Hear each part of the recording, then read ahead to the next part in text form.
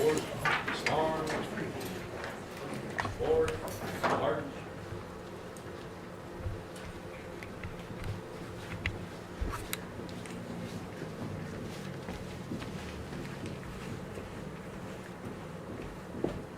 Color guard, halt, post,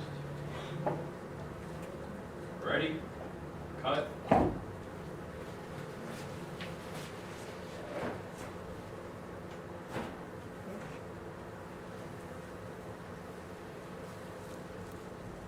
Post, present, arms. I pledge allegiance to the flag of the United States of America and to the republic for which it stands, one nation, under God, indivisible, with liberty and justice for all. Order, arms, post, forward, march.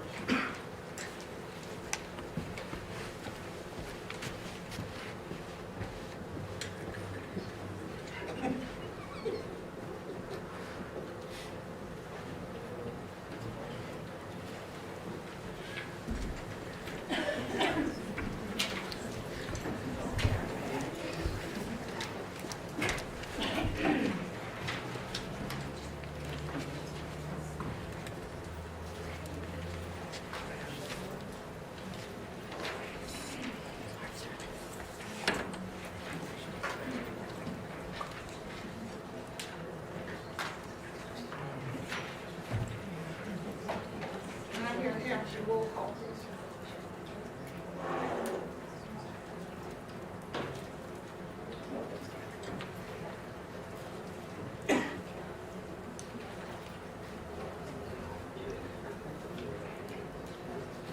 Joseph Britton. Here. Rachel Gillespie. Here. Kate Canetta. Here. Gladys Cooper. Here. Lauren Daly. Joseph De Silva. Present. Catherine Hodgson. Here. Richard Chinelli. Here. Kathleen Molinaro. Albert Russo. Here. Amy Scalino. Here. Thank you. Now the time we will have recognition. I'd like to say, we'll start with recognition. Yes. Tina, come on up. Really? And Beth, come on up. Come on I'm down. excited about it. Is William here? Want the file? Second.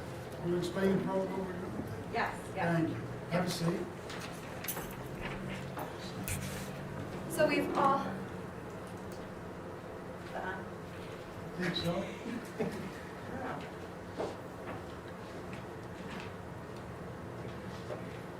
Actually, the closer you get, the worse you go. Yeah, that's all right.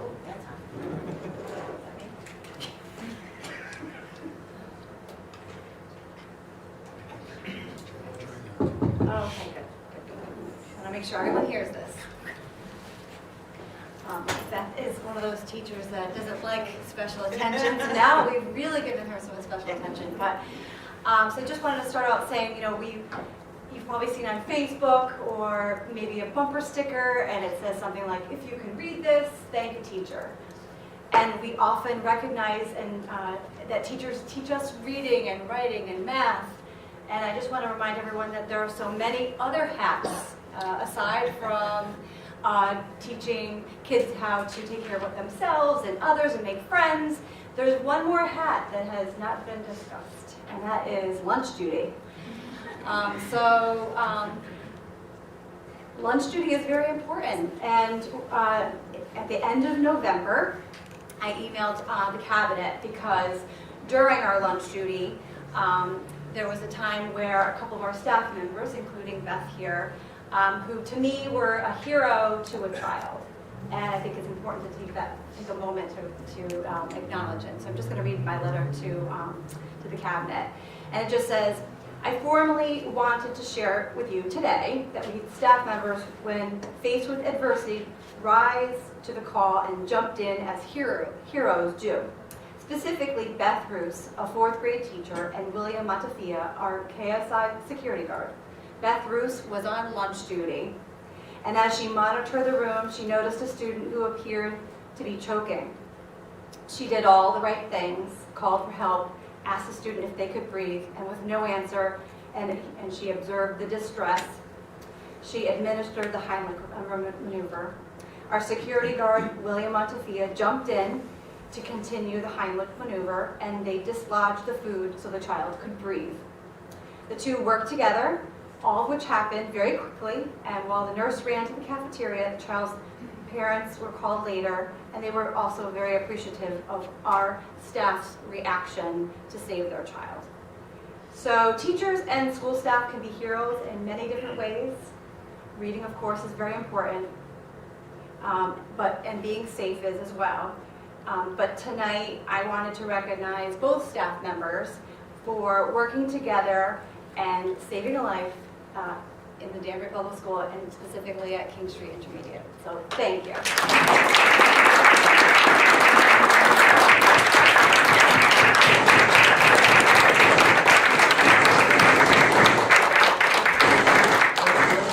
might want to come down and shake your hand. Oh.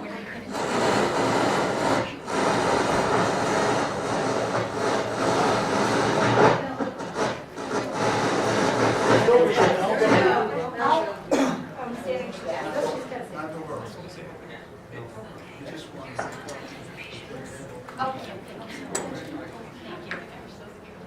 I don't need to shake. Full disclosure to everybody, Beth is my little sister. And she, I do. She is my little sister.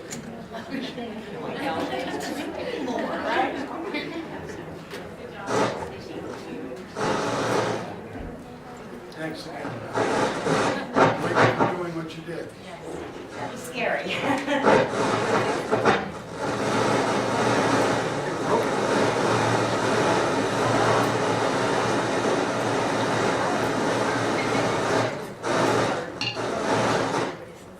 To Beth Bruce, Danbury Board of Education Certificate of Recognition, a school hero at King Street Intermediate School. Congratulations. And thank you for being a little sister of our board. Yeah, you look very much alike. As a Danbury Board of Education Certificate of Recognition to William Montefia, a school hero of King Street Intermediate School. Sorry he couldn't be here, but the board congratulations. Okay, thank you. No, Thank you for us. Okay? Yes.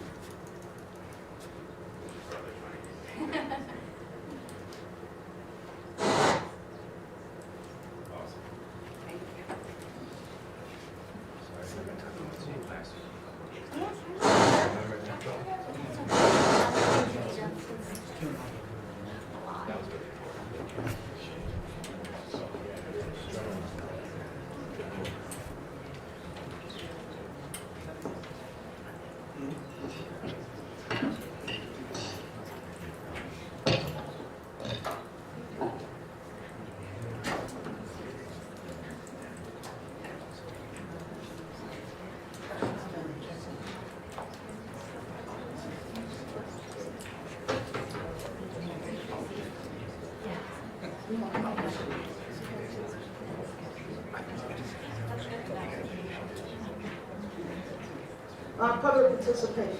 The board welcomes public participation and asks the speakers please limit their comments to 3 minutes. Speakers may offer objective comments of school operation and programs that concern them. The board will not permit any expression of personal complaints or defamatory comments about Board of Education personnel and students or against any person connected with Danbury Public Schools. Ron Quinn.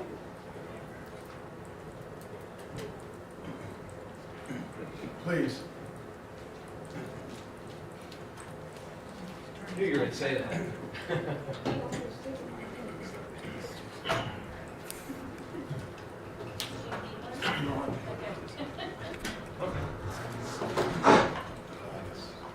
Might have been. Yes. We'll see if this works. Maybe not. You want me to speak loud? You want me to? Yeah. So I thought there would be more people here. Maybe they just don't want to be in a crowded room this evening, but my name is Ron Quinn. I'm one of the parents of a student at Danbury High School. Try this room. Mic switch.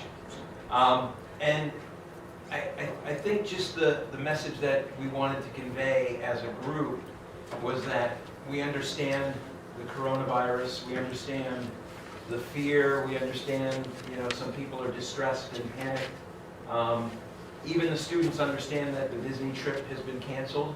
But I think part of the message that we wanted to come to you with is the hopes that when messages are conveyed to the parents and to the students, that perhaps they could be consolidated, more concise, rather than answers or comments that are just being sent from the school and then changing consistently. So in the last 24 hours, we've gone from the Disney trips for all the music have been canceled, to nobody's getting refunds, to the travel agent going through the school last night saying that you might get partially refunded, but you're out of luck for everything else. And so we've gotten 5 or 6 different messages in the last 24 hours. And we don't know what's going on. There's a lot of upset people. There are students who are upset. Of course, they understand that the rest of their season for marching band has been canceled. They understand that, but a lot of these kids too, where this comes from is some of my personal friends, their children who are 16 years old have worked for the last year, babysitting, doing odd jobs, and paid for this trip out of their own pocket. So that's another factor when they just hear no refunds, the trip has been canceled. It kind of takes it to a different level, right? Because now you've got a child's emotions in play who's worked very hard, and $1,500 for a child is a lot of money. And it's a lot of money for us parents as well. So just in hopes of knowing what's happening with this trip, so we can take this back to the parents, and asking that the message is thought about before it's conveyed, and we're not getting 5 or 6 different answers from 5 or 6 different people or entities. It would just make things a whole lot easier for us to digest. Thank you.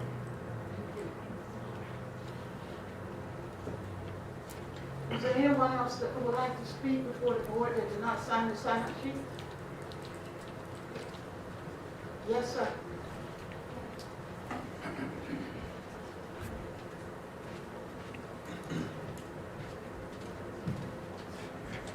Could you please state your name, your address, please? Yes, good evening. My name is Jeffrey Salka. Do you want to hold this? My name is Jeffrey Salka. I live on Killian Drive in Danbury, Connecticut. I have a 7th grader at Rogers Park, and I have a senior in high school at Danbury High School. I'm here to support family member Ron Quinn. He's a friend of ours. We've got to know each other through the band. I totally agree with what he said. We would appreciate one concise, solid message, but in addition to that, we aren't naive to think that there are other trips and other things that have been canceled due to this. For example, there's a trip that Rogers Park is taking in June. It's a Philadelphia trip. I believe it's a 7th grade trip to Philadelphia. And we just want to know, possibly when we might expect to see some messaging from the board or from anyone about the vast number of trips that are happening throughout the school, whether it be Rogers Park, Broadview, the Danbury High School, elementary schools, things of that sort. So we did read the letter online.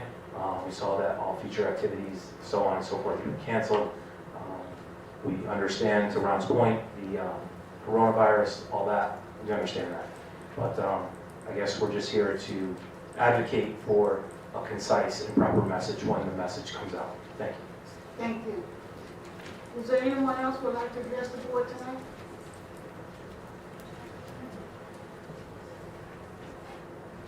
Is that someone's cousin? Read the. Or is it for everyone? It's kind of tough. It's for everyone. Hi, my name is Tara Martin Bolte. Is this on? You have to hold that. Oh. Point at the Hi, my name is Tara Martin Volpe. My daughter attends, both of my daughters attend AIS. I'm here for two reasons. First of all, I just wanted to acknowledge and really thank the board and the superintendent, because this has got to be a nightmare on your end, kind of navigating all of this that's happening in real time. And I don't think there's any easy answers. My second question is there a plan for kids, if in the event the school does close, is there a plan for children who receive free and reduced lunch so that those kids can ensure that those kids eat? That's it. Thank you. Thank you. Is there anyone else that would like to come before the board at this time? Seeing none, I need a motion. We're going to move to the consent calendar.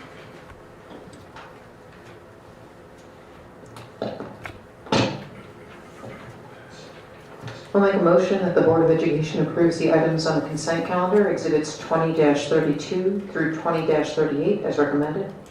Second. Motion been made by Kate, seconded by Joe. Are there any questions, any corrections to be made in the minutes? Seeing none, all in favor, could I hear aye? Aye. Any opposers? Motion shall carry. Employee representative here.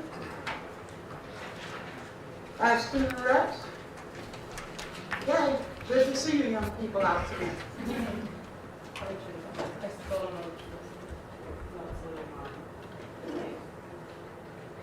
Jake, you want to bring the chair?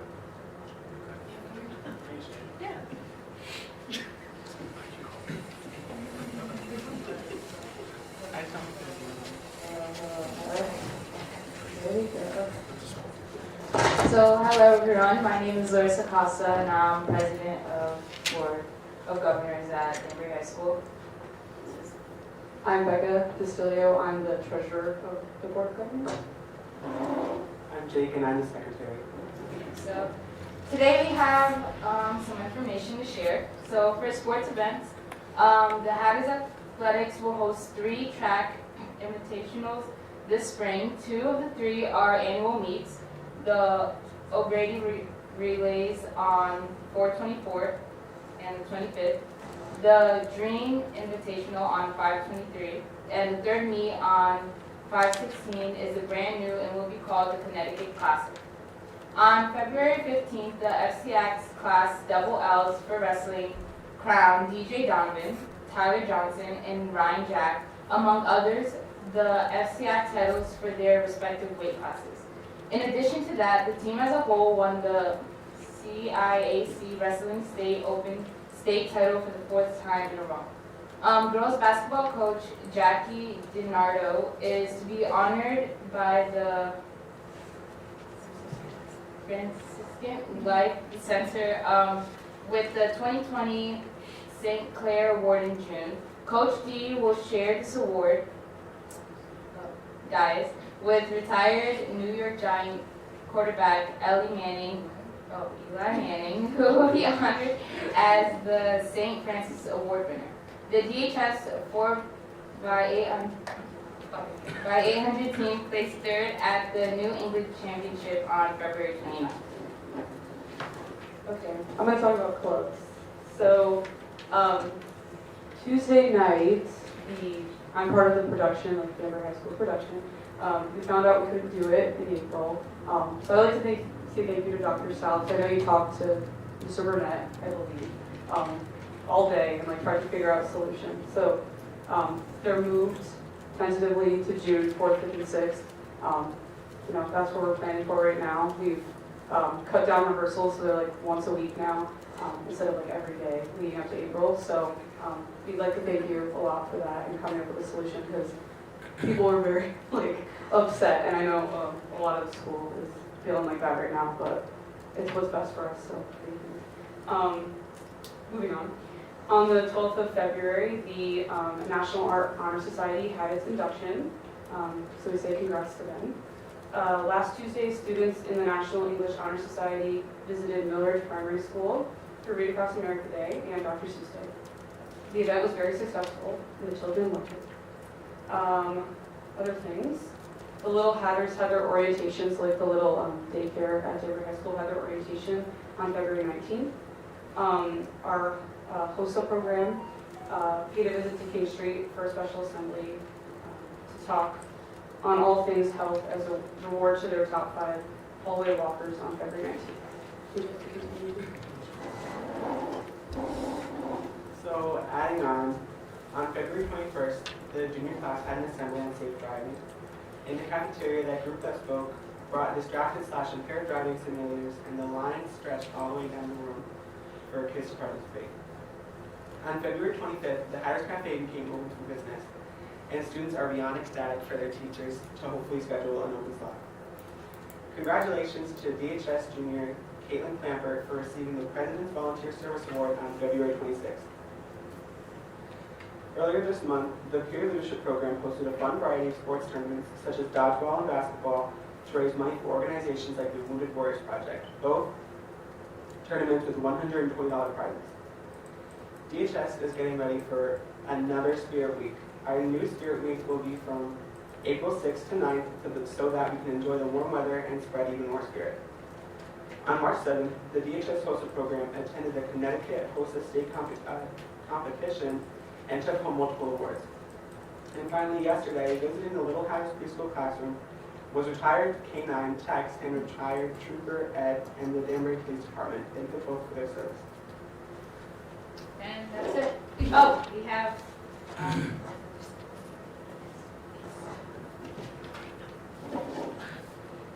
Good evening, my name is Samira Souza, and I'd like to thank you for allowing me to represent the Alternative Center for Excellence and share what's going on with our family on Locust Avenue.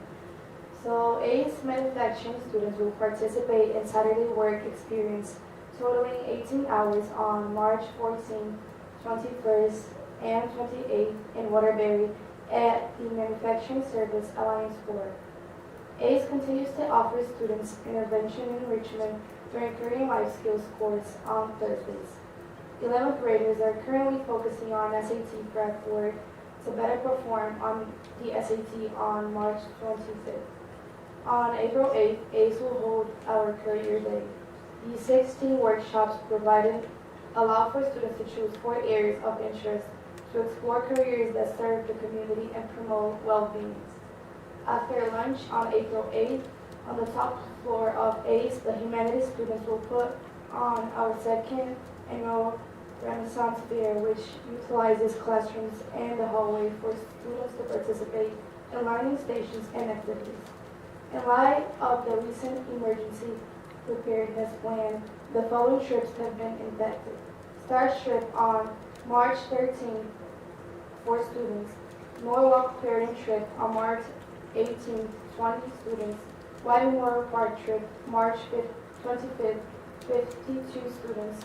Norwalk Community College trip for seniors March 25th, 25 students. Poetry Hike, Steep Rock, Washington CT, April 23rd, 10 students.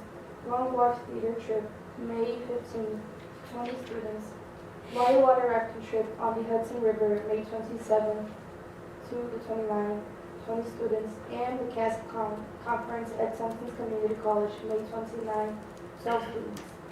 Thank you all so much for your continued support of our effort to educate, engage, and empower at the Alternative Center. May America always be above everything and God above everyone. Thank you. No, thank you on behalf of the board. We say thank you for coming and sharing your school information with us. Thank you so very much. have a good night. Thank you.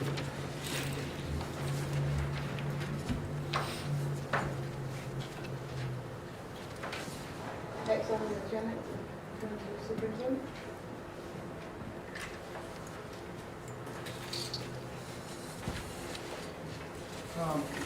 Good evening, everyone. So the 28th, right now, they've been canceling the OOP days up there in Hartford. Right now, the 28th is our day at the state capitol. So stay tuned. I don't know what's going to happen with that. It's from 11 to 1. We had our groups of kids coming up there. I don't think it's a good idea in light of we're trying to limit, let me drop back for a second. We're trying to limit as best we can to keep a normal day as best we can, and then limit exposure of students with outside influences or activities or individuals that potentially could be exposing our kids to the virus. So going up to that day would be not congruent with what we're doing. So I would limit going up there and taking our kids. In fact, if we have that day. The other thing I was mentioning on the 28th, that is also an election day in Denver. And I worry about opening up, I think we have 5 sites, 6 sites, bringing a lot of individuals in that that I look at, because they're not going to move that in statute. Perhaps we need to do a early dismissal day, emergency one. I was thinking about using the May day, but I would advise the board, in light of my next report, that we bank as many days as we can in case we got to use them. So let me look into it in terms of some kind of early dismissal that day. That would limit the time that, and I will tell you, I know it sounds great to have adults by the gym. We always have people wandering through the building. I don't think it's a safe thing. We cannot move the polling places. You know, if we can have a day off like November, I would rather have a day off. That works a lot better, but we don't.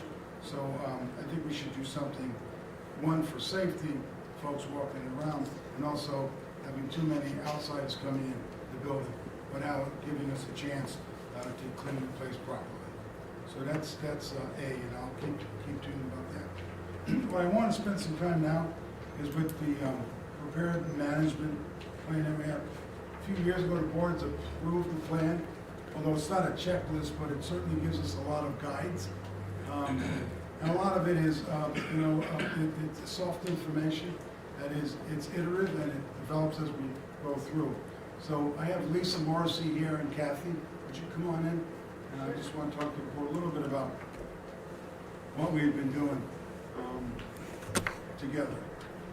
This started a while ago, but it was accelerated last Friday night with some information that we received. And we worked with the mayor and with Dr. Clark from Westcott. And Lisa has been a daily visitor 24/7 almost the last 2 weeks, and has participated in all of our meetings. Kathy O'Dowd is the nurse, also that's been filtering through a lot of the information. I thought maybe you might want to update the board how we've been working together. I don't want to take them through some of the parents had some comments, and I want to work through some of that.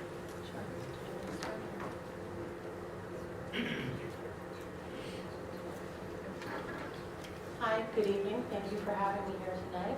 I'm very pleased to come and kind of give you the update on where we are with our coronavirus preparations, both in the city and how we're collaborating with the Danbury Public Schools. Thank you. That was so helpful. I thought I was going to have to hold that button all night. So I think it's important to start talking when we frame this conversation with a situational update. And I heard from a parent earlier this evening, and he was talking about the information and how it's changing so fast, and we're sending lots of messages, and that really resonated with me. And I looked over at Kathy, and I was like, isn't that how you feel too? Because literally, I don't know, I think the guidance changes maybe 4 or 5 times a day, so it really has been difficult to get through all that information. But here's where we are. So on Friday that just passed, we had our very first case in Connecticut of a confirmed COVID-19. It was a New York resident who tested positive, and they were here in Connecticut. But they live in New York, they're at home in New York, they're not here. And then on Saturday, we had our second confirmed case of COVID-19, again with a New York resident. Now, both of our first 2 cases were New York residents, and they were both healthcare workers. So that got people a little bit more interested and a little bit more concerned. Fast forward, since then we had another case that was confirmed in Wilton, and then another case that was recently confirmed today in New Caney. So we have 4 cases total. 2 of them are actually New York residents who were tested positive here in Connecticut. and 2 Connecticut residents. So for the state, I would count that as 2, but the media reported it as 4. We've had lots of conversations with our school district and the surrounding school districts and the university, and talking about the importance of coordinated messaging, and talking about how we're going to close schools, delay schools, and go about cleaning.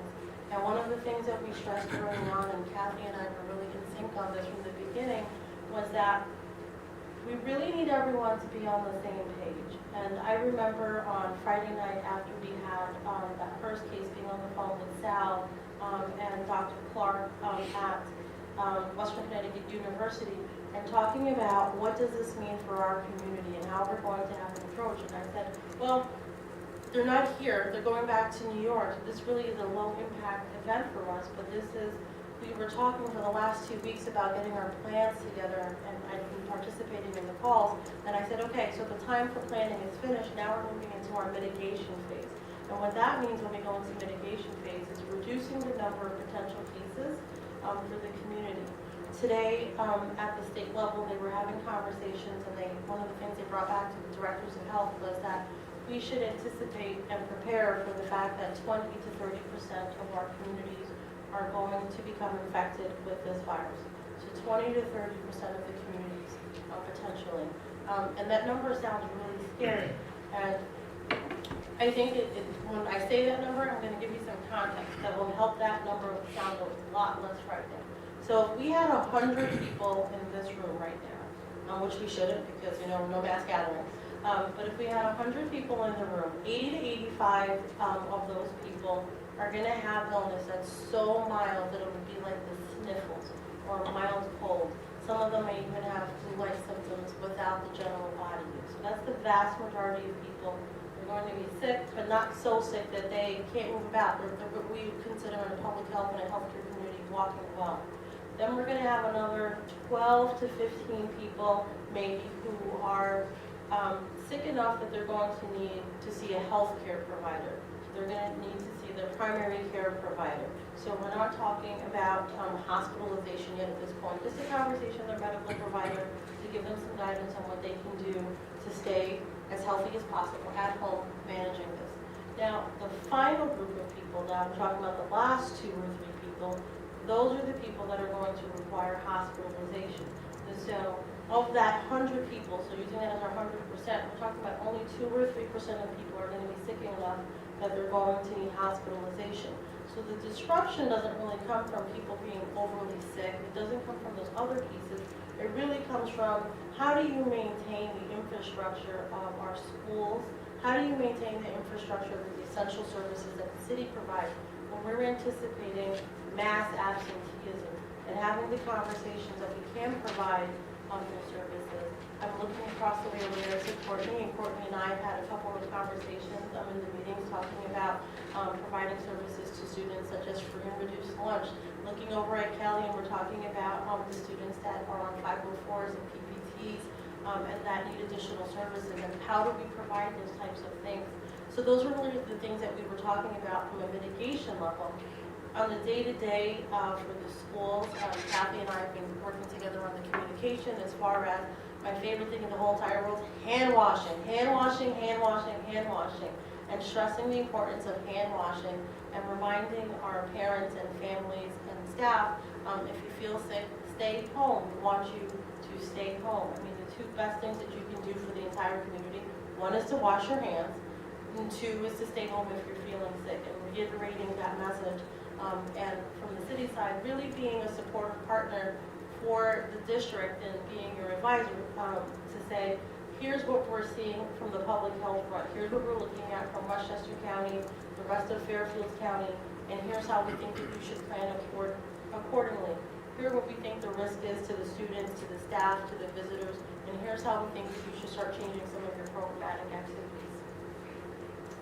Before you, because of your background and specialty, I think we'd all like to hear a little bit about, we've had conversations about primary and secondary, and those, because I think people have been wondering, self-quarantine, and what does that mean, because it's very gray, and to us it's very real, because we've had to discuss it. So maybe You can talk a little bit about that. So my background is an infectious disease epidemiologist, and I did a visual for the superintendents the other day that I thought was very helpful. Yesterday, we had a meeting, Yep. we hosted all the superintendents, and this is what we had. All right, This so was the- I will demonstrate. So I'm an adjunct at Westcon, so I always know, and you guys are very familiar with education. So visuals help reframe everything, right? A picture's worth 1,000 words. So I'm gonna ask for just 2 volunteers to come and help me make a point. Kelly. That works. All right. Okay. My name is Lisa, and I have been recently diagnosed with COVID-19.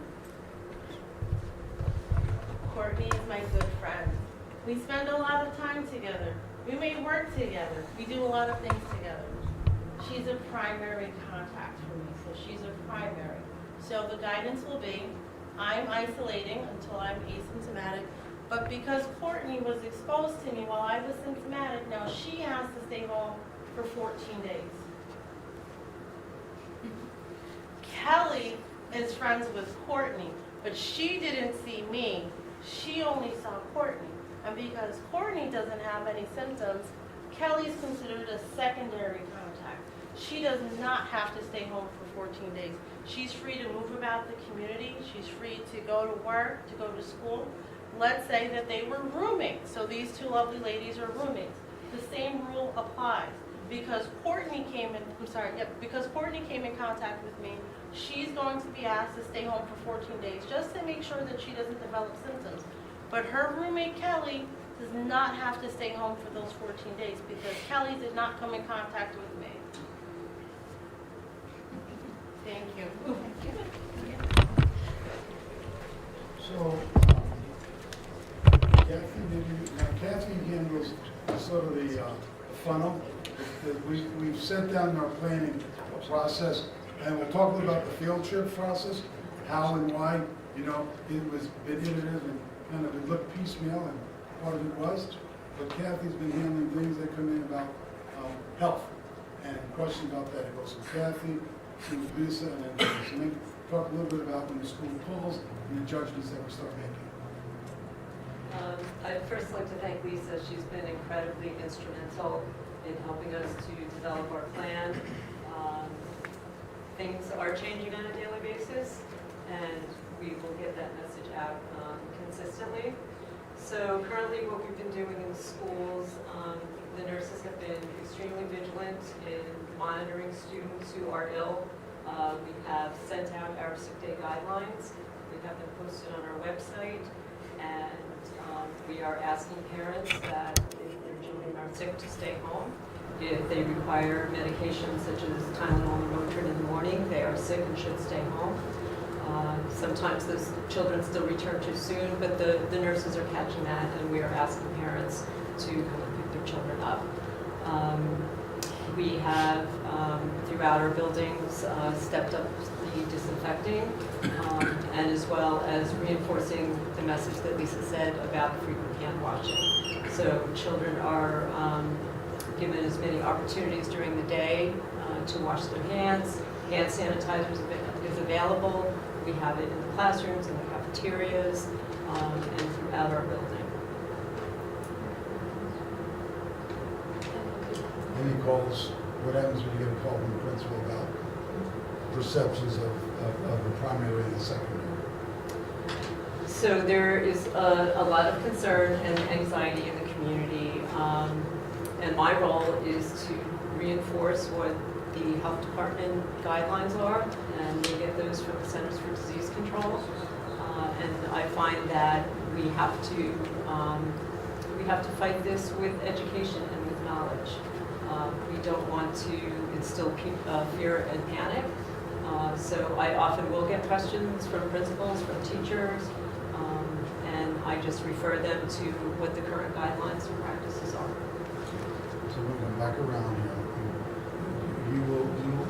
How does one make a judgment on when to either close, sequester, or how long do we close for? No, Lisa, this is yours. That's yours. Okay. You guys You discuss. take that one. Okay. So For those of you who know me, I don't pull punches and I'm very candid. So I told Sal, and I've told almost everyone on his team when I was invited to their leadership meeting, here's how it works. It's not a straight science. What we're going to do, one element of this is the epidemiological risk, meaning what is the relative risk to the students, the faculty, and the people who are in that building. That's one piece of the pie. The second piece of that pie is what's the community's perception of what we should be doing. Now what happens is that from an epidemiological standpoint, my recommendation might be to Sal, this sounds like you just need to deep clean your building overnight and then reopen. But the public perception might be, you need to close those schools down. And those schools need to stay closed for 3 days or 5 days. And if we look around, just even in this last 72 hours, the vast majority of schools that we saw that closed or that did deep cleans or delayed open, it wasn't because of the actual risk to the student body or to the faculty. It was to the perception that we needed to be doing something. There is going to come a time where we will have to close our schools for an extended time because the risk suggests so, but we're not there. So, and one of the things that Sal and I talked about, he said to me, well, what would you say to me in this scenario? And it was a really good question. One of the questions were, what happens if we have a student at Danbury High School who is a secondary contact? Remember my example before what I was saying? Who's a secondary contact, and they get on the school bus, and they go to the high school, and then that school bus goes back out again, and it goes to the middle school, and it goes back out again, and it goes to the elementary school. And then 2 days later, we find out that the primary contact, that student's parent, became positive. What would you tell me in that situation? What would you do in that situation? And then I said, my recommendation would be to go clean those buses. Individually, those schools, we're probably cleaning those schools, and we're going to have to take a look at the risk at each one of those schools. And those 3 schools would be the schools that I would consider impacted. However, I recognize that the community may feel differently.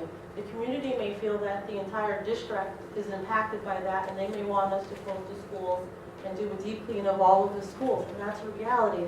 And it really is a balance between managing the risk with the public's perception of what we should be doing, but we don't want to feed so much into that we're actually doing the opposite and creating panic and fear. Because if you decide that you're going to close for longer, way longer than what's necessary, people think that there's something going on, that we have to close for a really long time. So we want to be very deliberate and put a lot of thought into how we're going to close and why we're going to close. And those conversations aren't independent to just Danbury. Those are things that we need to have conversations with the districts that surround Danbury. And as I described to Dr. Sal and to Dr. Clark from Westcom, I think of it as a domino effect.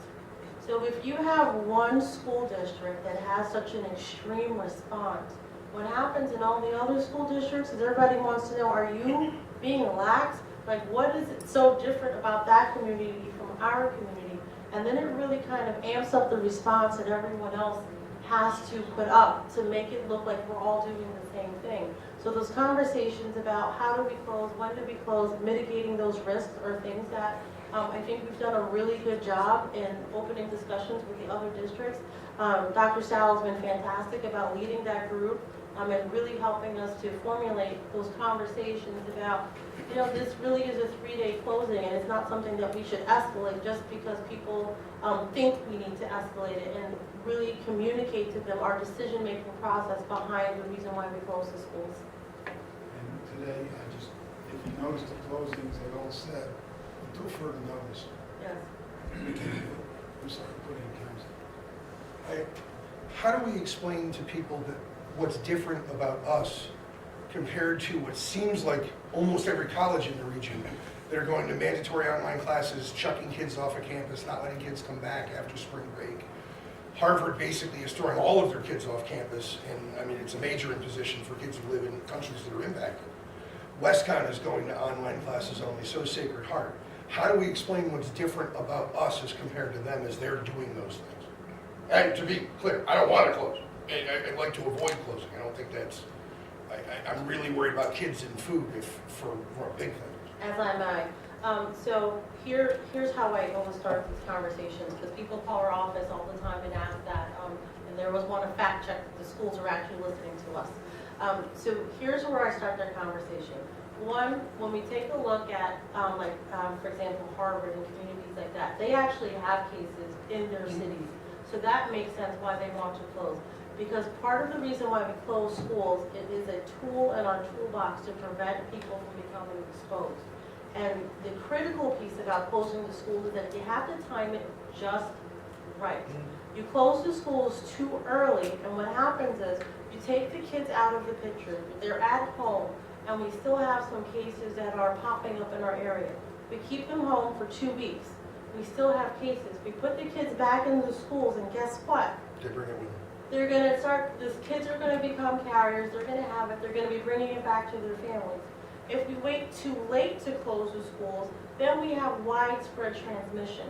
So what our job is, and Kathy and her team of nurses and all of the principals and the secretaries are great about this, we're monitoring absenteeism rates. We're talking to each other. We treat this exactly the same as we do with flu and other communicable diseases. We're looking at our absenteeism rates. We're looking at what's happening in the surrounding communities. We're looking at what's happening in Westchester. And when we make the recommendation to either close schools or do delayed openings and things like that, it's going to be based primarily on risk. And that's not to say that the other communities are wrong in their approach.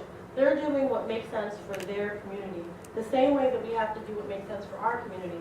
Danbury does not look like Wilton. Danbury does not look like Westport. Danbury does not look like New Canaan. So the decisions that we make for Danbury have to be specific to the needs for Danbury. So let me just part of the plan that we all put together, the board approved, we monitor our attendance every day. Actually, the last 2 days, it's been the best attendance that we've had. You know, it has been the best. And we've also monitored our faculty. Why do we do that?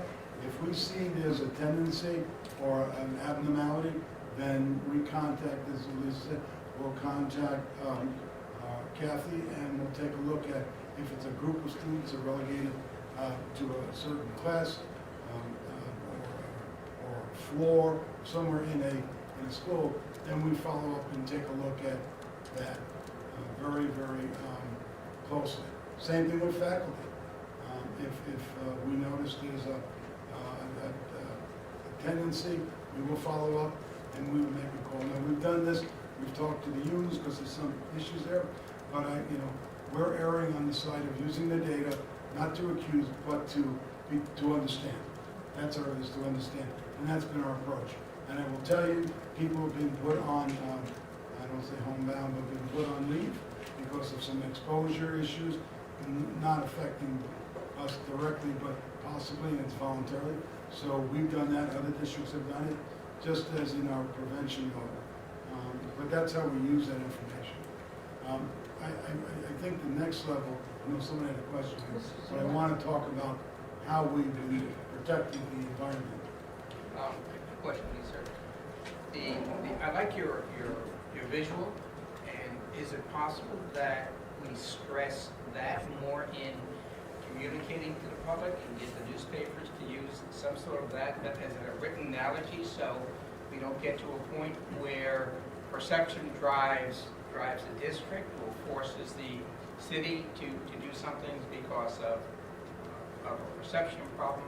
Then also, my question is, in your example of a high school, what would constitute closing, when we have 17 or 18 schools, if we had a situation in one school and whatever deemed it necessary to close that one school, why would the other schools be affected?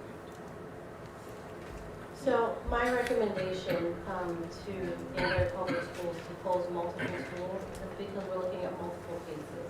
And so that, what I was saying about that balance, if we have one case,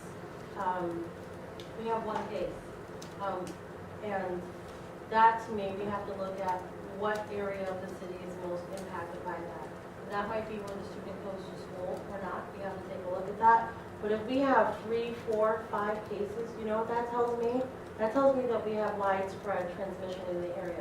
Remember that example that I was giving to you before, when I talked about 100 people in a room? So if we have 100 people in the room, and we know that only 2 of those people are gonna be sick enough to go to the hospital, that's where they're gonna get tested.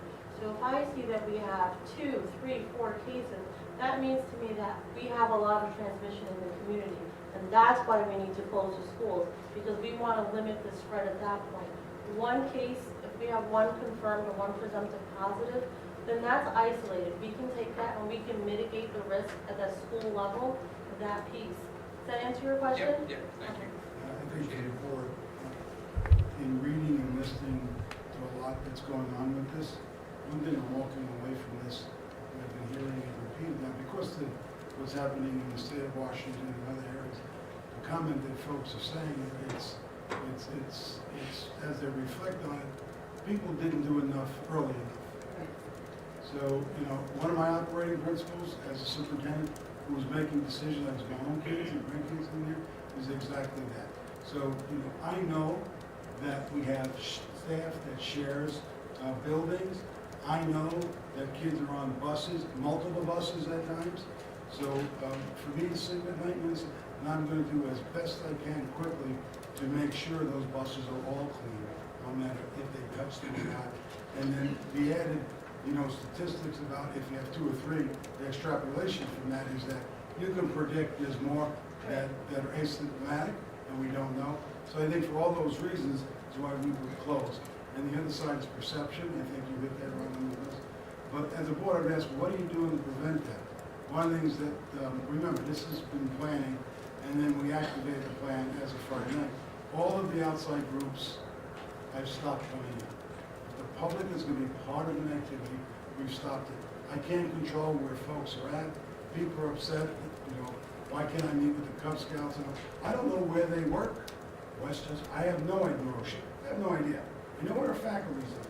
Is that you can't come in. If you're volunteering and you're tutoring, most of them are seniors.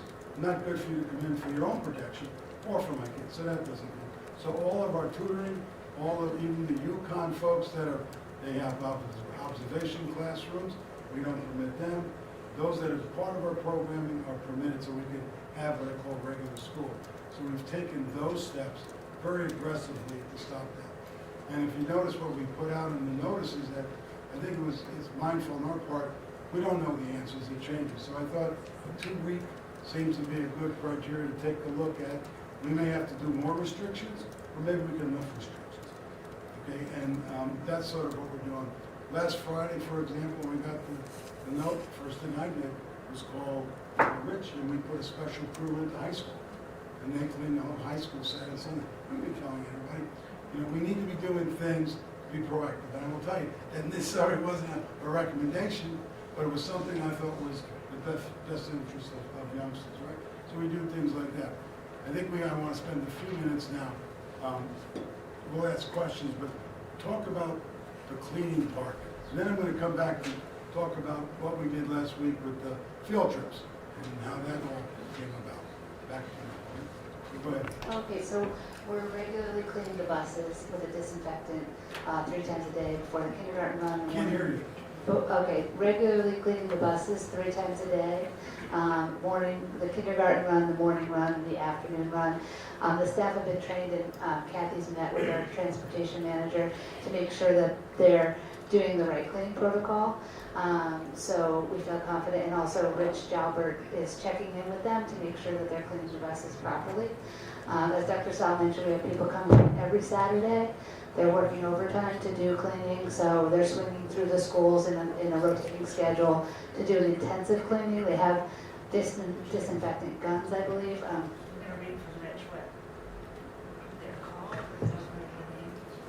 So custodial staff enhance regular cleaning and disinfecting of the buildings. They're focusing on all the touch points, so they're regularly coming around and cleaning all the doorknobs and handles and where people physically touch. That's part of their regular every day. I mentioned the overtime on the weekends on a rotating schedule, so we really have a dedicated group of custodians. Everyone is participating, and they're willing to do that through, as long as we need them to, which is a big credit to Rich Jalbert running a great team. And we have 5 electrostatic sprayers that are an efficient way to disinfect large areas, so it's just a big spray and then it dries, so you don't have to do, all the manual touching. It's a fine mist over all touch points and it air dries. It has a 5-minute kill time, so then it dries. And we've purchased 14 additional electrostatic sprayers. They're on back order. They're coming on April 1st. We have pump sprayers in the meantime that we've also initiated purchase so that we can use them in every single school.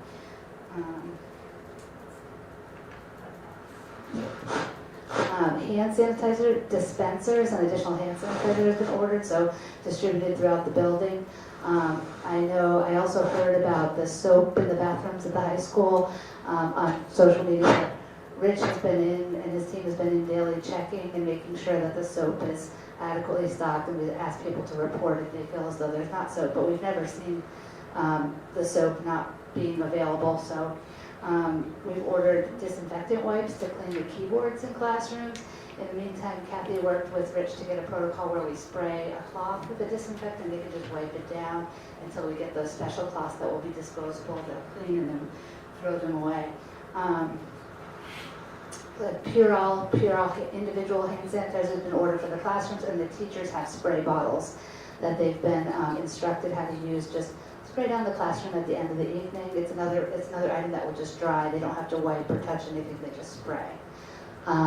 And also, Rich is planning on doing a video that will show people the proper cleaning protocol so that he can just put it out on the web. So if anybody's missed from him going around, seeing everyone, then that'll catch them that way as well. This might be a good time to talk about the food. Food safety. If we close. So we have a plan in place. We've been meeting. We spoke with Lisa, as Lisa mentioned. We're also working with United Way and with the state.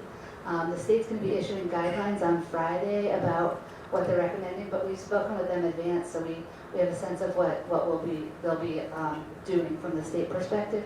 But we have a group in place, so our regular school food contractor is available and will be able to man sites around the district. So we're looking at the number of sites to most effectively meet the needs of the children, so the families. And it looks like probably 6 sites, but we're still finalizing where those would be because we're working with United Way to make sure we hit every part of the community where there's need. It would be our regular school food that we would be serving. We think the state will allow us, even if they don't, we'll probably purchase an extra to do a breakfast and a lunch. It'll be a single time of distribution, so the families can only show up once, and they will be able to show up multiple times a day. That's just the state rule. But they can also go to the United Way site. We're going to share information. So we'll have a breakfast and lunch. So it'll be like a drive-through. So we'll have the cafeteria staff at multiple points at given buildings, so they can just hand it out to the car. People will be able to get their meals and drive home. So it'll eliminate the community gathering. And people can still walk, but we're going to encourage people to not congregate if they don't have a car to drive up. But we're going to hope that they'll drive up and we can just deliver the food. And we'll do that for as long as necessary. In addition, many of our families that at the Connecticut Food Bank also has a lot of distribution sites in the local area, and so that information is regularly shared by the pupil services staff, and we will also further distribute that information should we be not in school for a lengthier period of time where other families may choose to access it that don't do so on a regular basis. So assuming that there's not closures or shutdowns, that would be another avenue as well. Can I just add one quick thing? I just wanted to just give kudos to you, Dr. Sal, and to your team, because I think that a lot of people who may be at home watching or who are sitting around this room don't realize how quickly your team had to react and put all of these plans together. I mean, it's been about, 3-4 weeks that we've really been having these conversations, and then I made that first phone call and said, hey, this is coming. Brush off your plans and start mobilizing, because it's only going to be a matter of time before we move from containment to mitigation, and make sure that you have a plan for the feeding and for absenteeism and all those pieces, and the speed of which that you as a district have been able to do that and working so tirelessly for the number of students that we have to serve. I just think that's really commendable, and when we were talking about it today in Fairfield County, we were highlighting Danbury and their efforts and how quickly you guys were able to do that, and it serves as a model for our community, the work that you guys have done. So I just wanted to say thank you, and it was a tremendous effort, and it's really amazing to be on the outside looking at what you're doing. Thank you. So, field trips. When we thought about planning was, what do we do with field trips? And I know that a few years ago, when we had some real issues with trips and recovering money. So, I feel the pain. So one of the things we decided to do, if in fact we had an idea that we were going to have to cancel or postpone, don't wait until you have every detail done. You better let the parents have a heads up. That was one thing I learned from 2 years ago. We try to get everything ready, and you want to do that, I wish you could. You can't. I got off the phone with Mr. Burnett at 4:30 today, trying to resolve this. And it's changed 3 or 4 times while I was on the phone with him, because we had to get checked. We had to get this. This is not an easy thing. But just know that what we want to do is to make sure folks had an idea. And that idea was going to change, just like it's changing every day. So my error, but it was just to put a shot across the bow that, hey, heads up. Cancellation, why would you cancel? Well, here's why. There are dates in, the board had asked a few years ago that if people take trips, they better take insurance. And we require insurance after $500. This trip, we asked parents to take one trip, we've asked folks to take insurance. So one of the things we have to do is look at the archives, look at every application, and see who requested insurance or not. So that was one thing we had to do. In addition, people had to work with, some had gone through, we asked everybody to go through travel agency. They all have different contracts. The contracts were sent over to Courtney, and she's reviewing them all to see what our obligations would be and what our rights are. So we're doing that. Kevin, you met last week. You want to talk a little bit about that? You brought in the folks for the traveling, did you not? Did you meet with them? Folks with the travel. Did you meet with the field trip principals? Did you talk with them last week? Yes, yes. Why don't you talk about that? So we met with principals last week, and the first thing we did is we informed them about the guidance from the state, and then of course from Ms. Morris, the health department. It's on. No, this is not on. So we met with Lisa Morrissey in the health department last week, and then of course we had guidance from the state around international travel, and then of course out-of-state travel. And so we initially shared this guidance with our principals, like our parents, like our teachers, like our students. The principals were very concerned and quite frankly upset and frustrated about the decision, but also understood. Quickly, we had to get feedback from our principals and make sure we had a list of all of the planned trips for the remainder of the school year so that the district could evaluate the trips and determine whether or not they would be eligible to proceed. Unfortunately, given the criteria that was provided from the state, the majority of the trips have been removed from further planning to further notice. And so we have trips who, like one of our parents you just heard, we have planned trips to Philadelphia, to Washington, D.C. We had trips out of state. Florida, of course, is one of those we talked about this evening. And so a lot of those trips have been canceled. In addition, we had some trips locally in state, but a lot of our students were going to places where there would be congregation of people greater than 100. Earlier in the week, that number was 150. That number has decreased, has been reduced to 100, and so that removed even more trips from the list. And so we're constantly evaluating trips that are being brought to our attention. As you might know, we have parent engagement sessions planned all throughout the year, so a lot of those we've had to cancel because we had anticipated significant turnout. And so, as the information is continuously brought to our attention, we're continuing to evaluate. But a lot of the participation, a lot of the trips that we've had planned throughout the year, in addition to any engagement sessions with communities and parents coming into our schools, we've unfortunately had to cancel. So, trips. Right now, the reason why we use the word cancellation and postpone, if you look at some of the trips with the contracts, we had the window to cancel.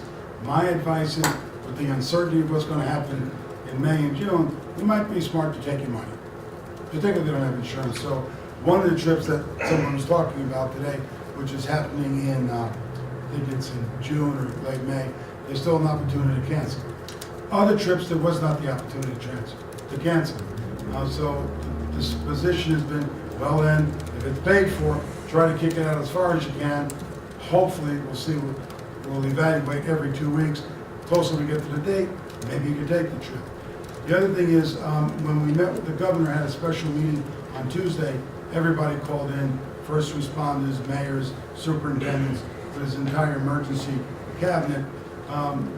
Their Department of Protection and the state's attorney's department were going to provide something to us so that we could knock on the door of whether it's JetBlue or who's ever doing the tour to try to get some muscle in terms of recouping the money. As of yesterday, when the governor sent out the notice that we're in a what's it called, a state of emergency, which I put online, the notice that Kevin got back today, because we immediately wrote for that special letter, was to use that letter as our leverage to get money back. So we have that going. And right now we're using that. So if we can postpone, because we can't get the money, or we're still negotiating, postpone if you can. That's what we're doing with the play. Copyright laws, we investigated, we want the kids to do the performance. Well, maybe we could we could tape it and televise it, live stream. Some cases you can't. In our case, with the one after high school, we can't do it. So they kicked it out to the first week in June. When we canceled all of the outside group, it was kind of a blessing. It opened up a lot of nights for our own schools to reschedule. So what we're trying to do is keep the kids at the foremost of our decision, and also to try to give them an opportunity to do the things that they're dreaming that they can do, while we still keep them safe. So that has been sort of what we were doing. Courtney, you want to talk a little bit more about those field trips before I end it? Sure. So their middle schools all take up Philadelphia and DC field trip, as Kevin mentioned. They're all in the process of canceling those field trips. So per our messages, there are various dates and times. So the recruitment that we will have, opportunity that we will have, will be depending on the date of the field trip and how far out we are now. We're past the time frame for reimbursement for a few of those trips, but we'll clearly communicate that to the parents. As far as the Disney World trip, the band trip, the good news is Dr. Sal spoke today with the travel agent, and it sounds like they'll be able to reschedule the trip. And so that information will be forthcoming. So we really appreciate you being here to share. We're really sorry. I know how important it is to the students, and they've worked so hard. And so Dr. Sal really worked hard with the travel agent today to make sure that we could get a postponement of that trip. And more information will be coming forward, and we'll be sure to be transparent and share that in a single communication to you all. So we appreciate your patience in being here tonight, and just know that that one is I know it's a large investment of money and time for the kids. So we did work really hard with the travel agent, and we're hopeful that we'll be able to reschedule the trip. Right now, just for board information, that particular field trip, which is like once every 4 years, right now it's rescheduled. And even with the rescheduling, we can't guarantee it. We're trying to see how much we can recoup. There's a lot of idiosyncrasies between privately looking and booking something and then doing as a group. Those two don't talk for JetBlue. That's one. Although the biggest expense we're learning is really the hotel and Disney and all of that.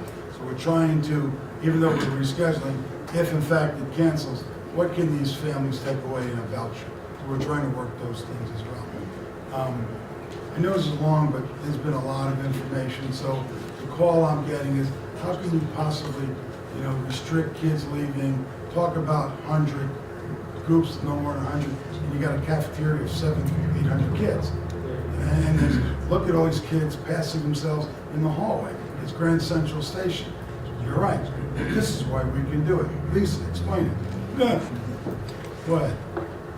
Give it to us. Why can't we open? Why do we keep schools going and not cancel? Even though the groups are so large.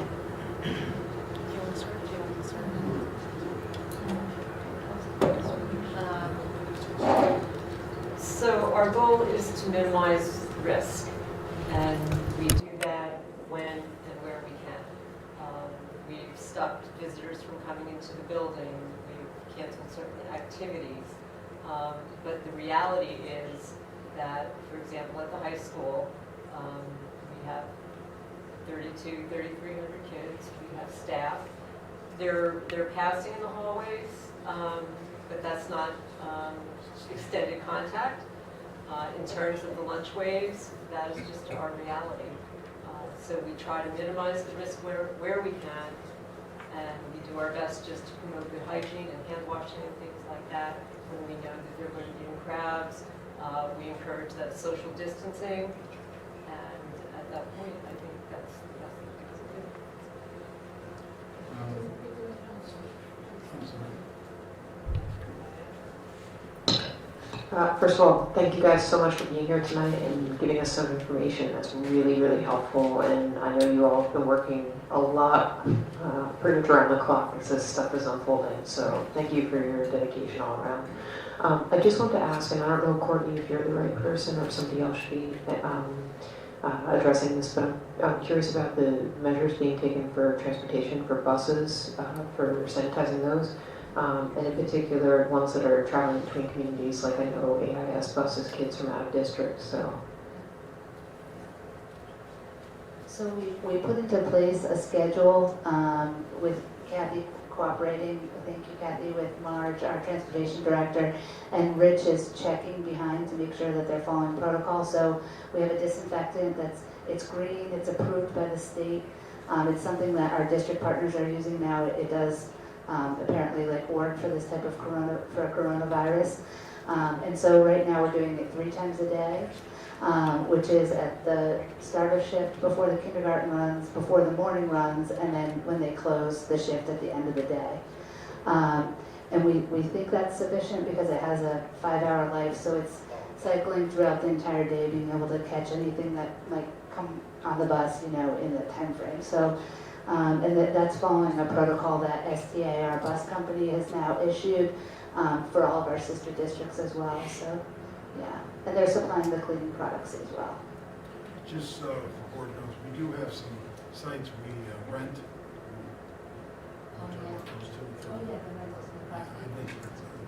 We also have some sites that we rent that our custodians don't support. It's part of our lease that they provide the custodial support. So Rich Jalbert, our facilities director, has worked with those landlords to give them our acceptable products and our schedule. So they've agreed to do that. So they're following our cleaning rules and protocol in Crosby Street, and then at the, I don't remember which church, but it's a church site on Dr. South. Do you remember? The one across from... The congregation church. Across from City Hall. Across from City Hall. And then at Crosby Street, so where our Region Endeavor and adult education programs are. So today, by saying that, listen, when we got this, we put it out and we're saying no visitors, we started getting a lot of questions. Can parents come in? Can they get their kids? We got to drop them off projects. We had 1,000 questions. So would you share a little more how we're trying to handle that? So what we did is we created 2 documents. One is a question document that we're encouraging all questions to go to administrators in the district, so building or department administrators. And they all have access to a Google Doc that they're regularly updating the cabinet on what the questions are, so we're consolidating them. So we only have to provide one response as a group, as a cohesive message. So we're thoroughly reading through those questions. They're coming in even as we're sitting here. Everything from what are proper hand washing protocols prior to lunch and recess and all of those types of things. So certainly, as well as we try to plan with the group that we have, there are factors that we didn't think of, and so that these questions are helping us to continuously refine our practice and get cohesive messaging out to the district that's been approved by our health officials as well. And so what we have also done is we've created what's called a frequently asked questions, and we've publicized it to any employee in the district. So anyone that is a Danbury Public Schools employee has access to this document. It's currently about 7 pages long. And what we are doing is taking those questions, copying what the question is, and providing a bulleted response of what our expectation is in the district. So just to give a little overview, one of the questions we got was regarding visitors. Well, what do you mean about visitors? So we further clarified that outside groups could not come in. People that are currently engaged in their student teaching, unless they've been pulled by their university, we are allowed because they've been vetted through us. They are acting like an employee of us right now. And then we went on to talk about arrival and dismissal procedures. We're trying to limit access to the building. So that means parents should be coming to the door and receiving their child, not coming all the way into the building into a large crowded area. So as we get these questions, we're providing responses to them. How about conferencing? Conferencing we're doing electronically. PPTs and 504 meetings, we're strongly encouraging all parents to participate via conference call, and so we started initiating that today.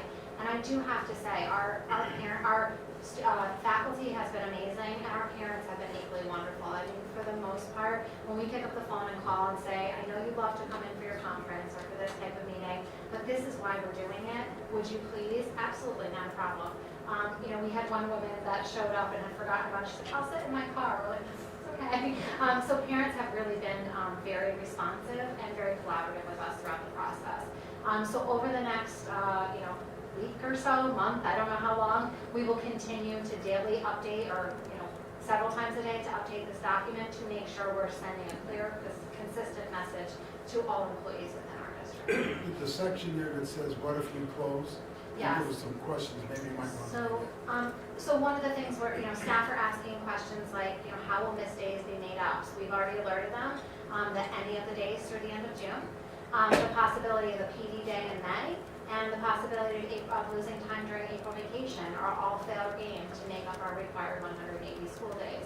We've also indicated to them that we would apply for a waiver if we exceeded those days. We've also talked to them about payroll and what to expect during a closure. We've put on our busing protocol. We've put on our distribution to food questions. I mean, people are asking really good questions that they're getting from our families. So this is just helpful information to share out so that everyone is aware of what we're doing. And it's changing hourly. Kara's not here, but she went to Nashville. We didn't go, thank goodness. But you want to talk about what Kara's been doing about the instruction, please? I think that was what I asked. On Tuesday, we'll be dismissing early for students. We'll be doing an emergency early dismissal. And the reason for doing that is a prepared early dismissal to allow our faculty time to prepare curriculum and information to individually go home with students. We've requested that it be both electronically. Kara and her team have done an amazing job developing a website, which is currently posted on our district webpage. It's a link which has various different online resources for families by grade level, particularly focusing on our elementary K-5 students. There's also resources on there for ESL students. There's some resources embedded for special education students. In addition, we're providing the time on Tuesday for teachers not only to further develop some online resources or their Google Classrooms, which is an online learning platform, but also to make hard copy work to go home with families. We understand that it's an equity and access issue in our district, that all children may not have access to a device. And even if we were to provide them with a device, they may not have access to the internet. So we are encouraging our staff to do a combination of online or hard copy. And the purpose of this is not for new learning, it's really to reinforce learning. So if we should have to be closed for an extended period of time, that students have reading, some practice math, some writing activities to do. And really the purpose of that is no different than summer work packets we send home. Again, not for new learning, but to prevent regression and to keep kids engaged with schoolwork. So that will be the focus of the work on Tuesday. Parent-led instruction. Parent or student independent So, or parent. so the state is saying that, look, if you have the ability to have online learning, you should ask for a waiver. Basically, we need 180 days of instruction. If a place closes and they have the capacity to do online learning, then they can apply for a waiver and they can use the days they're at home as part of the 180. But the assurances are, and the protocol is tremendous. And one of the standards, or two, is to provide access and equity. Even, we don't have enough computers that we can give every child a computer, nor can we guarantee if we gave them a computer, had internet service, to have it. And then there's the accountability piece. They need 4.5 hours a day. I can't guarantee that, and I'm not gonna risk us thinking we can do it. It's been countless hours in thinking that, well, we'll wait for the waiver, and they deny the waiver. Now, the teachers have done it during the days we've closed, and we're also open with emergency days. They have double payment, a lot of issues. So we're going down the road of make up the work, give the kids some support work that can be done independently or with parents as a time for them to be together, knowing that we're gonna take the curriculum as we come back. Issues, SBAC, what happens if we have school out? SATs. Danbury High School does not do SATs in the classrooms. We've stopped dismissing the whole school for that, because that's what it would take. That's a state test that we have to give. We rent chairs in the gymnasiums. So I'm talking with the state, can we do it? The protocol from the Educational Testing Service that every student, if you go in, has to have a minimum of 3 feet. Lisa tells me 3 feet proximity is acceptable, so I'm thinking we're gonna do this SAT. The way we have it planned, that's what we're doing. SBAC might be a little bit different. So, all of this stuff is iterative as we're going through, it may impact what we do. The prom. The prom. I went out and talked to the kids that are ROTC kids. They had a prom. They had the ROTC prom next week, and they had to cancel it. Well, try not to cancel it. See if we can bump it ahead and see if we can reschedule it down the road. One of the things that we're looking at, don't laugh at me now, we're looking at what kind of insurance? Event insurance? Yeah, event insurance, yes. I'm trying to look at. It's a little hard to get right now, Oh, but we're looking at it. But the kids have spent a lot of money on the prom, and, we're trying to uncover whatever we can, thinking that, what happens if we cancel the prom? Not only the kids look forward to it, they lost a lot of money. So we're gonna try to uncover what we can. What about commencement? I talked to Dr. Clark today. They rent Bridgeport, a lot of money. They may have to cancel that. We have 5,000 folks that show up at commencement. Now, it's in June, could be June 30th, right? We don't know, but, these things are iterative. And we've told parents it's not going to be any further than the 17th. So we got to kind of keep that lens on what we're doing when we decide April 1st on graduation. So a lot of these things we don't have answers to at this point. And we're trying to be mindful, do the best we can with the information we have at the time. I'm sorry, you can go to Amy first. I just want to back to Kelly and say, are those questions available for everyone? The frequently asked questions? We can share. Where will they be? Where will they be available? They're currently on Google Docs. They're on right the now, Google just Doc. Internal. Internal. Sure, yeah. Yeah, so they're just on the share.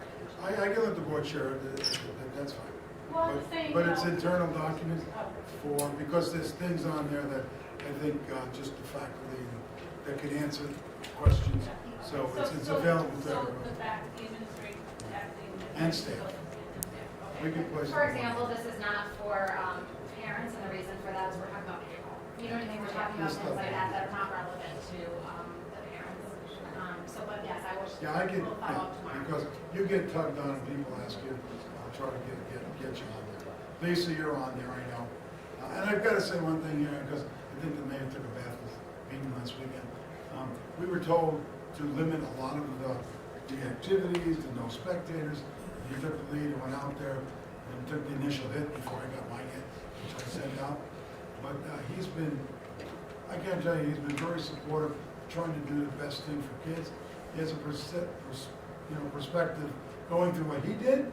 Personally, I think, in terms of the preciousness of life and protecting that, it's very important to him, very real. And I think he's making decisions to protect our kids. And that's been his motive. The only motive that I can tell you has been very mindful. And it's been 24/7, Friday night, Saturday morning, Saturday night, Sunday night, he's been with us, along with Dr. Clark and Lisa. So I need to give a shout out to him because it has been hard for all of us. So I appreciate his support. Joe, Yeah, I have two. One for Dr. Sal on the field trips. If we're rescheduling them, can we go into the summer? I'm just not sure what the rules are, because I know when I was in high school, we did a trip to Spain after school ended, in the summer. Obviously, that's willingness of the chaperone. In this case, what I advised, one is that because we have seniors on it, the worst thing would be schedule a trip to get to go on graduation. So I said, look, you better, the board has a date right now, it can change, but it's no later than the 17th. So I said, take the weekends after the 17th, right? So there's 2 weekends left. So to answer that question, it's a post-graduation gift for the kids to go, and the families could, the chaperones want to go, and that's what Kim is working on. Okay. So those are the weekends that we're hoping would work. It's after the graduation, which would be the 17th. Thank you. So we'll look into that. And I had a question, just on the payroll part. If there's disruption on payroll, have we got any guidance from the Department of Labor on that? Because running afoul of the Department of Labor, and it's very easy to do, I have clients that can attest, it is a nightmare. Yeah, so Have they said anything yet? Department of Labor has not yet, nor has the state. Like, we're thinking very carefully through it all. We know that we are a 180-day operation, and we have union agreements for every one of our, bargaining units.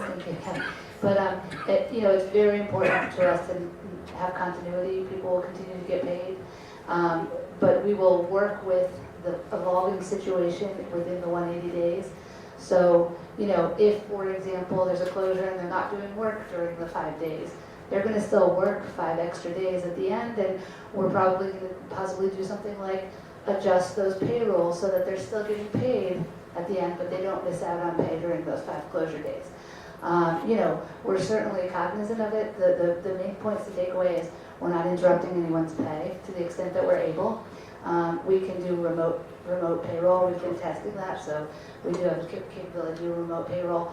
And we will be making adjustments, with the advisement of the state as it comes through, but we're not waiting for that. So, we have everything in place, and we know that we're, for those staff that are 180-day folks, we will make sure that their pay is not interrupted, and we're following the rules of their labor agreements. So. Thank you. So the other thing is I'm getting questions about when we do have April break and people leave, and are we going to restrict them? We have no business restricting anyone. It's their right to take trips. If it's Iran, South Korea, if it's China, one more, Italy, there's restrictions that are related to the feds. But the rest of them, it's self-reporting. If it's appropriate for us to put people on leave, we'll work at that. But we're not, that's not our business to get into where people are going or not going. Lisa? I'll say that's me. Yeah, that's her. That's where I come in. That's where she comes in. So, and this man will change tomorrow. That's the thing, but all I can tell you is that the people that are working and doing this at the foremost of the kids, and we're trying to keep them, make school fun again. I'm feeling like we're taking everything away from them. They can't do this, they can't do this, they can't do this. You heard them today, thank you. All I did was allow them to reschedule. I really appreciate it. Same thing with the band. I don't think any of us are doing any of this to stand in the way of people. But we are here to protect the kids, and that's why. Yes. So with the paper packets, I just want to, sorry, am I on now? The paper packets assume there's a parent or adult or someone at home that can speak English. I mean, are we? So the package should, thank you, sorry, I thought it was on. Our intent is to provide packets that are reinforcer and review material, so there are things that students have previously learned that they could do relatively independently, correct? The other thing that I'm hearing from the public is some confusion about if the state were to exercise the power to close the schools over the local district. What is the rules around making up those days? Do we the same We're going as? to use our days, right? But if the state mandates the close, do we still have to make them up, or do we not? We believe everything the state does. Remember what happened just 2 years ago. Yes. But I did talk to the commissioner and brought it up. He was with us when Meriden had a similar issue, so he understands. Here's what I think is going to happen, and tomorrow we're going to get more clarity at 2:30. What we put on the table is this: if you want a waiver for the electronic, go ahead and do it now. we will look at it. But those districts, and many of them are going to do what we're doing, use your days, and then if you can't make the 180, request a waiver. Because it's going to be ubiquitous around the entire state, chances are they're going to give us the blessing and say, no. There's where it may impact some payroll, I don't know. But my understanding is that this time they'll look at it favorably. And I think Mark has met with leadership in Hartford, and he's so much as said the governor and his staff have said if it comes down to them, they fully understand the state of emergency, those days are going to be looked at differently. So I feel better about that. That's what I think we want to pursue. Are there any other comments, any other questions? Go on the website, take a look what the faculty and everybody has done. There's a section on learning that I think you'll find great. There's a section that Kathy's maintained that I think you'll also find helpful. But I need to publicly thank Lisa and this whole team for this model they're talking about, and you guys are a model, not me. And I appreciate what you've done. And I hope the parents there at least have gotten something to take away. If there's any questions, what it says in there, talk to your administrator and they'll try to give you the best up-to-date information as possible. So thank you for allowing us this time. No, I think we as board members needed to get the information. And personally, I think everyone was just jumping in and giving us the information we need, especially Lisa and Kathy. Thank you so very much. Thank you.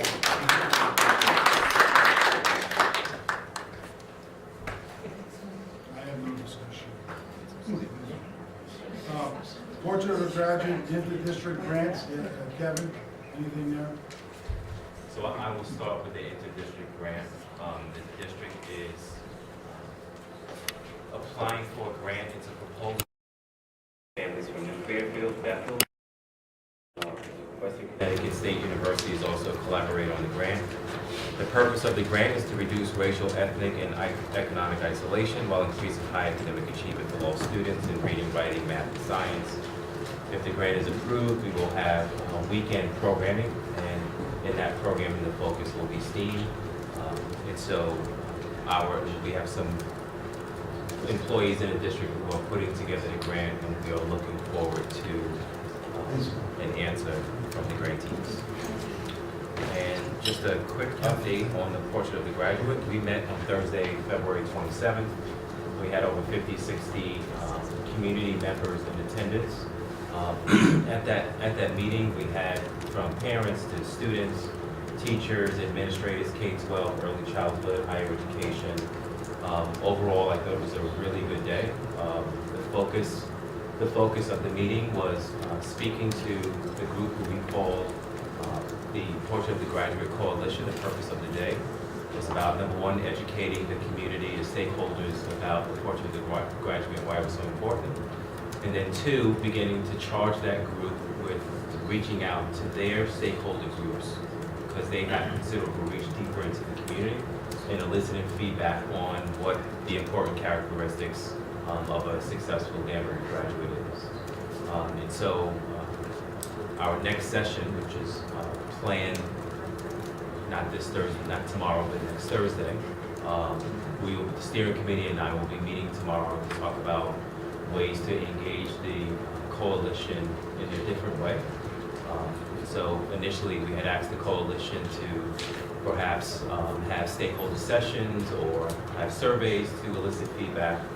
So we'll be strategizing tomorrow to come up with alternative ways to reach the greater Danbury community. Just a little bit more context for the board and the community regarding the Portrait of the Graduate. Last year in 2019, we approved a mission statement for the district. The mission statement reads, Danbury Public Schools in partnership with families in the community provides transformational learning experience designed to nurture thoughtful and prepared graduates. And I just want to share with the board and the community, in order to realize that mission, it's important for our teachers and our administrators to understand what that looks like, how to operationalize the mission statement. And so by defining the learning experiences for our kids, teachers and administrators understand how to get there, right? And so that's why this POG work is so important. Once we identify and define those characteristics, our team, our curriculum team can then revise, design curriculum, order materials, and design programming to help support that mission statement. So we're excited about the first couple of steps in this work. And I'll be providing updates to the board as we continue to have coalition meetings. Like I said previously, when we first launched the POG, we will be back in front of you in December, no later than December 2020, and asking for your approval on the new POG. So just because of feedback, and I neglected to say something, one of the things that we discovered is communication. Right now, it's got to be robocall and on the website. It would be nice if we could send an email, which is we get the folks quicker. And I think we discovered either it was 33 or 39% of the folks have an email updated on Power School. All of the kids have an email address and they have a code. So what we did this past weekend was do a mailing so that we could get something home to the parents and encourage them to activate their parent portals. If they can do that and we start doing that, if we can get to a level where we're comfortable, we can send out information either on the POG or this. So we have really a constituent that we can get stuff out to in a better manner than what we have. Because right now, we don't use email to send things out. And we can't send an email to a cell at this point, text, and so we're trying to work that out. So I just want to put that out there.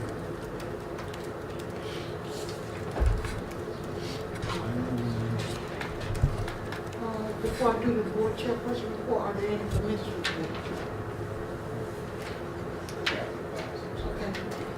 I'd just like to update the board that we're continuing on the Community Relations Committee to go forth with our program to try to get the information out with regard to the budget. We've had a shared site set up for some letter writing campaigns.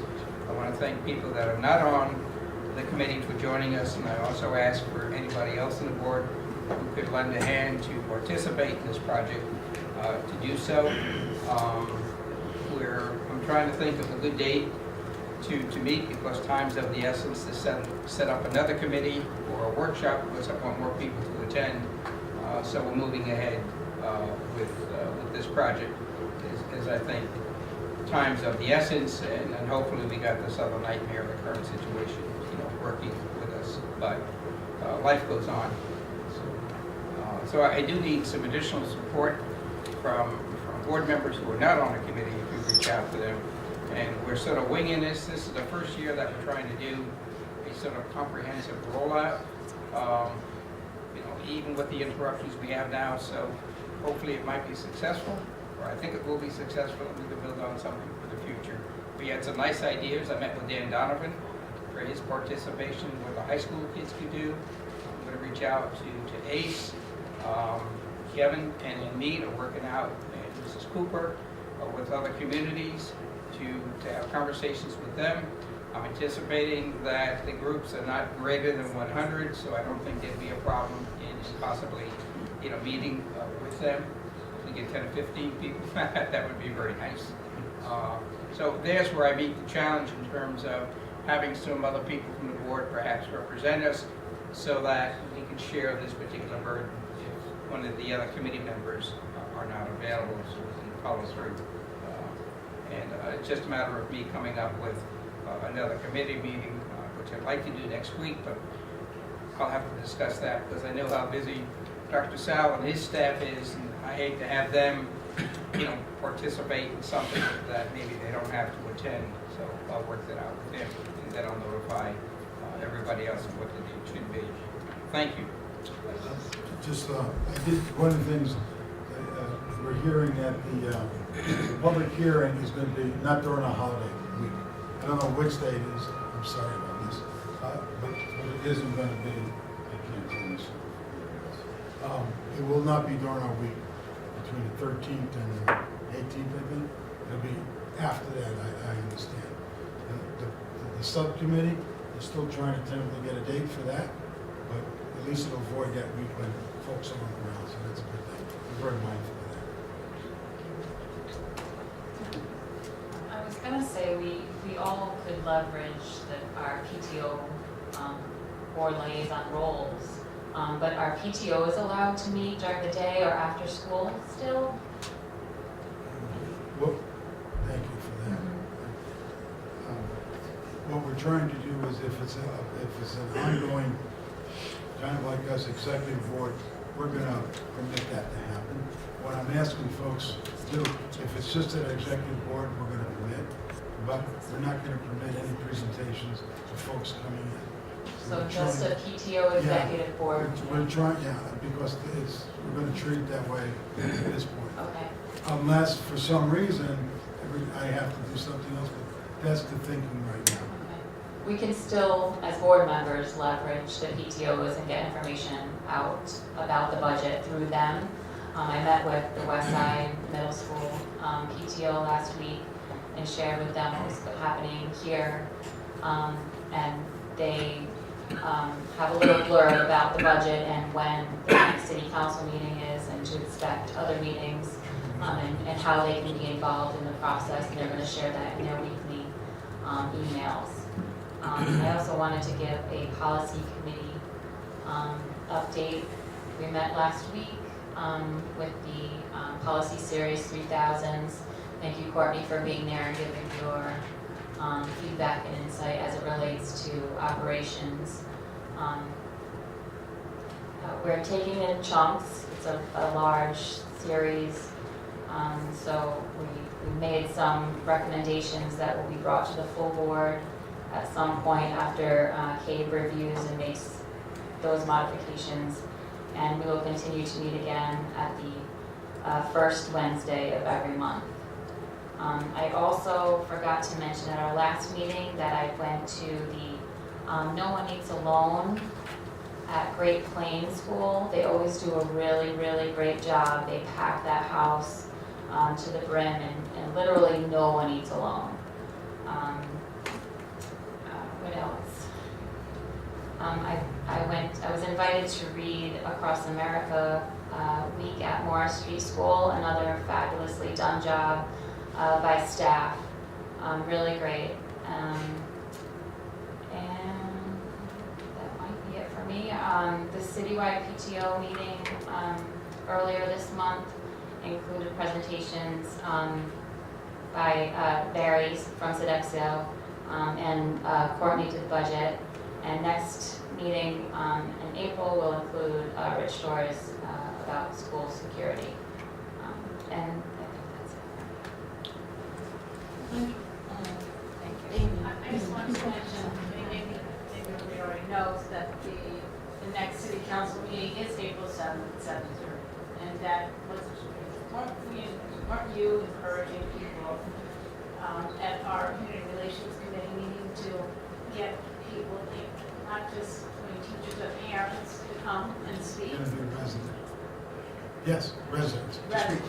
Okay, well, just so everybody knows, like, if you want your PTOs, that if they're emailing them or attending their meetings right now, that you want to let them know that they don't have to wait till the public hearing. Right, they can come on April 7th if they're a resident to speak, talk about the budget. I'm sorry, very quickly, on Friday night I attended probably what was the last gathering of more than 100 people probably in the district. Park Avenue School did a graduation and belt ceremony. They had a program there this year for first graders. It was a Taekwondo, Master Chris from Worldwide Taekwondo donated his time.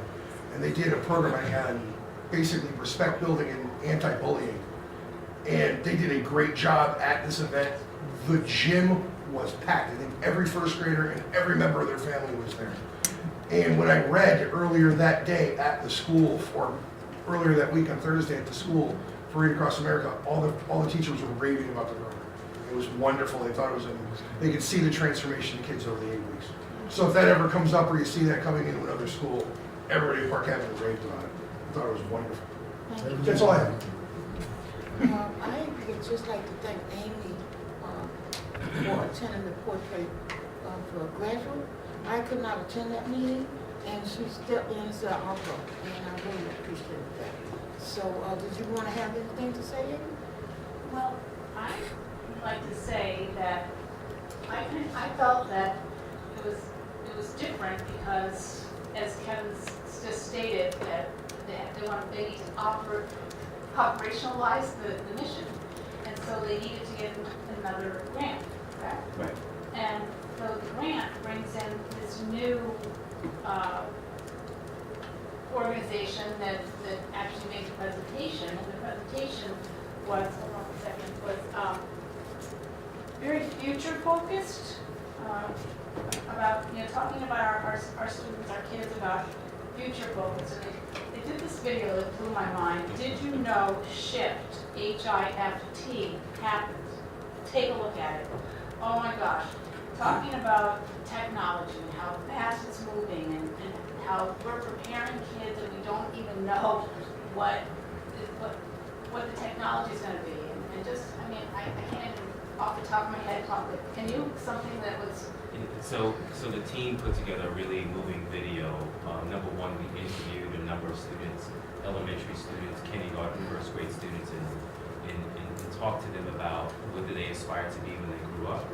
And then, of course, that got everyone's attention. And then the video I believe Amy is referring to, it talked about how our technology continues to evolve. We talked about, I think, one instance, we just talked about how cell phone technology, just how technology has changed considerably just over the 5 years. And there were just facts about, did you know how many Google searches, I can't refer to some of them right now. But the important thing is what it got everyone's attention in the room and talked about how we really need to begin to reimagine how we prepare kids for a world that, quite frankly, we don't even know what it's going to look like yet. And so I think folks in the room kind of understood, well, this is why this is so important. And now we're talking about a student who's going to graduate in 2032. And if technology has changed this considerably in the last 5 years, we can only imagine what it's going to look like in 12, 13 years. We need to prepare our kids in a very different way and begin to think about what that can look like. And so the expectation or responsibility of the folks in the room, the stakeholders that we had in the room, was to begin to imagine what that can look like and help to design, to identify the traits and characteristics of a fortunate graduate. So that was a really nice teaser, I think, and motivator for the participants that morning. It was definitely a different angle than we had last year. For sure, Right. for sure. Monies really do help. Thank you. Any other committee report? I personally, as chairperson of the board, would like to thank each and every one of our chairpersons for, doing such a great job with your committees, getting your members out, and to our members that don't attend the meetings, even if you're not on that committee, just attend to get some information for yourself. So when we act on certain things, you can say, well, I understand. And then if they're having a PTO meeting that you know that you cannot attend and you're that rep, just call one of us and maybe we can fill in for you. So let's sort of work together. I especially want to thank Rachel because, she's doing the policy and, she's doing a great job with it. And we all go and try to learn. And it's a lot of reading, and you have to have the time to do that. And I certainly want to thank her. And our co-chairs that's working with each other to make sure on these committees, to make sure that we come together and get the work done. First, I want to again thank Mr. Watson and Courtney, who came on board with the policy group, and she brings a little bit more liveliness to us so we can understand it a little bit more. So I really appreciate everyone working together. That's basically all that I have as chairperson. And one last thing. Is it possible we can do superintendent evaluation committee meeting on the 18th? Can you say that again? Can we do superintendent evaluation committee meeting on the 18th? It's just a committee. So we don't have to worry about 100 people. Everything's been canceled, so yes. Thank you. It's just on. Okay, so that's good for everyone? Okay. We're going to start like about 5:30. Is that good for everyone? Or 6? Yeah. Want to do 6? I don't care. I can do 5:30. Okay, I think 5:30 is a little bit easy. Let's do 5:30. Joe, Yes, ma'am? 6, Wait, we got a conflict. 18. 5:30 is very difficult for me to make from work. Let's do it. I'm driving from Norwalk.